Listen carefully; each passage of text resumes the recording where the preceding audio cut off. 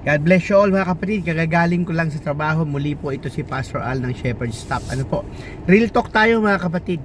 Sabi ng Bible, John 6:37, all the Father gives me will come to me, and all who come to me I will never drive away. Alam nyo ba bakit sa simbahan minsan parang pag may dumarating na bisita, parang ayaw nating lapitan?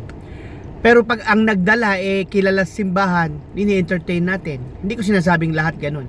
Pero bakit din ba pag mukhang dumating simbahan, mukhang walang kapera, walang kaayos-ayos, masakit man tanggapin. Parang hindi tayo interesadong lapitan, kamustahin at i-entertain. No? Pero pag nakita natin ang ganda ng bihis, mukhang mayaman, napakadaling i-approach. Alam niyo mga kapatid, sa simbahan merong isang pastor na nagagalit naiinis sa isang bagong miyembro. Sabi niya, ang gulo ng miyembro na to, parang pasaway naman to. Bago lang pumunta sa simbahan, no, hindi pala miyembro, bago lang. And after that, yung pangalawang simba, ganun pa rin. Pangatlong simba, ganun pa rin. Alam mo, sabi niya, pang-apat, pagagalitan ko na to.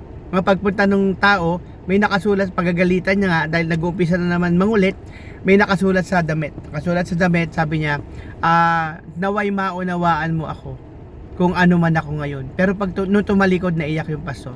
Kasi nakasulat sa likod ng damit niya, hindi pa tapos ang Diyos sa akin. Ako'y patuloy pang binabago ng Diyos.